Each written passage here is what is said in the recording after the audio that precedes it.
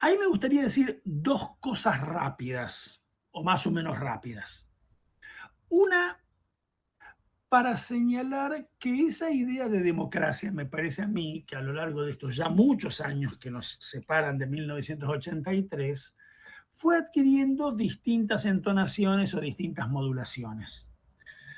Al comienzo del ciclo de lo que se llamaba entonces la transición a la democracia, porque nadie supuso que el día que el general Viñone le colgaba una cinta celeste y blanca en el pecho al doctor Alfonsín, habíamos alcanzado la democracia. Allí se empezaba un proceso de transición que debía llevarnos al final a esa democracia ya consolidada. Esa palabrita transición nos permitiría hablar horas, ¿no? Es una vieja palabra que viene de las sociologías de la modernización y del desarrollo, de grandes corrientes historiográficas que nos enseñaron a pensar en la transición del feudalismo al capitalismo, del medioevo a la modernidad, patatín, patatán.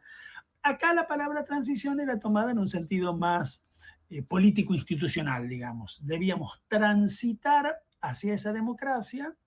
un tránsito que debía producirse en dos andariveles fundamentales: el de las instituciones. Teníamos en la Argentina un conjunto de instituciones fuertemente autoritarias que debíamos convertir en instituciones tolerantes, liberales, respetuosas de la diferencia, y al mismo tiempo, en el plano de la cultura, aparece allí una idea importante que es la idea de una cultura política autoritaria que debía convertirse en una cultura política amiga de la diferencia, respetuosa de la vida de todo el mundo, etcétera. Entonces, en el plano de las instituciones y en el plano de la cultura política había que transitar del autoritarismo a la democracia, digamos. Y allí la democracia aparecía, si lo puedo decir muy rápido, como una especie de horizonte o como una especie de utopía. La democracia como utopía, la democracia como eso hacia lo cual había que avanzar, ¿no? A mí me parece que esa idea de la democracia como una utopía hacia la cual había que avanzar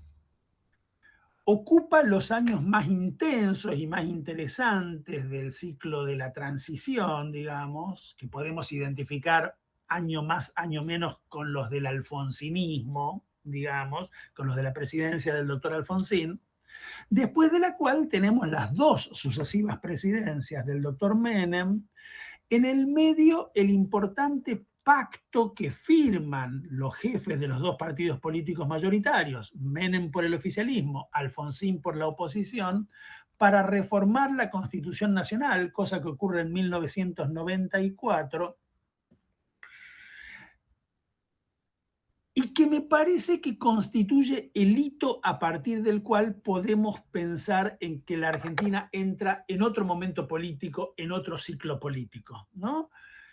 Donde la democracia ya es pensada también de otra manera. Son años de fuerte vigencia de un discurso que yo llamaría economicista, por oposición al politicismo de los años 80. Acuérdense de Alfonsín, que decía: con la democracia se come, se educa y se cura. Es decir, la centralidad de la política, y dentro de la política, la centralidad de la idea de democracia era tan grande que se le asignaban a la democracia virtudes curativas, alimenticias y de todo tipo, ¿no? Que hoy suenan bastante raras. Es interesante esa frase de Alfonsín, que revela una fuerte fe en la democracia, una fuerte confianza en la política, y que al mismo tiempo dice: miren, la democracia no es solamente o no debe ser solamente un sistema de reglas de juego, ¿no? Esas reglas de juego deben hacer posible que los ciudadanos y las ciudadanas vean garantizados esos derechos fundamentales: a comer, a educarse, a gozar de buena salud. En los 90 nadie hablaba ya así en la Argentina. En los 90 el discurso dominante era el discurso de la economía, el discurso de la producción y muy especialmente el discurso del consumo de heladera, de las cuotas con las que íbamos a pagar la heladera, patatín, patatán. Quiero decir, la economía había reemplazado a la política como centro de nuestras preocupaciones, y la democracia ya no era vista como un horizonte, como una utopía en el futuro, sino que era vista como una especie de rutina en el medio de la cual se desarrollaba nuestra vida. Una rutina que ciertamente era mucho mejor que el horror de la dictadura, que no estaba todavía tan lejos y que todos recordábamos muy bien, y entonces no podíamos menos que celebrar. Qué bueno que hemos conquistado esta rutina democrática que nos permite votar cada 2 años, en principio no ser torturados en las comisarías, sobre todo si pertenecíamos a las clases medias urbanas y blancas, ¿no? Porque se siguió torturando chicos en las comisarías argentinas, como sabemos bien. Pero uno podría decir, en principio, por lo menos teóricamente, estaban garantizados un conjunto de derechos humanos, esa categoría fundamental de los años de la transición y de la post-transición, y esa rutina no podía menos que ser moderadamente celebrada, digamos.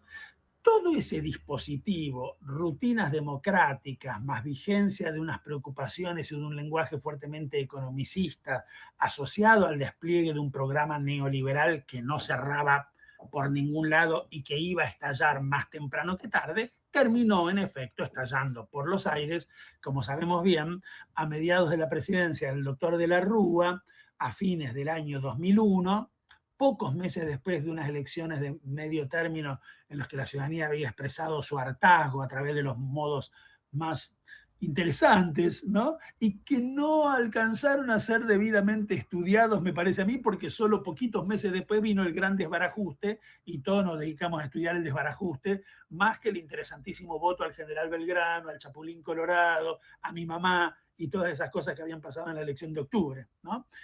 El gran desbarajuste de diciembre, tan interesante desde tantísimos puntos de vista, que abre unos meses muy intensos de vida política argentina, con sus asambleas, asambleas en las calles, asambleas en los colegios, asambleas en las universidades, asambleas en las esquinas, asambleas en los clubes, asambleas, muchas en las fábricas recuperadas. Es un momento de vida democrática muy intensa en la Argentina, pero también de una democracia que se empieza a entender ahora de otro modo. Ya no es la democracia como utopía de los años alfonsinistas, ni la democracia como rutina más o menos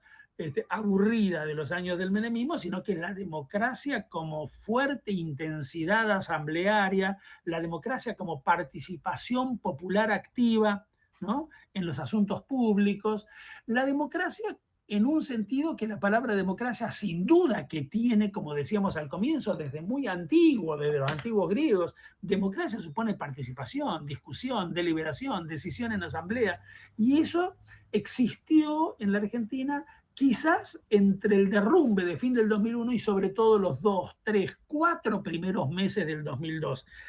Ir mucho más allá me parece osado. Yo creo que cuando la Asamblea Legislativa termina eligiendo al senador Duhalde como presidente provisional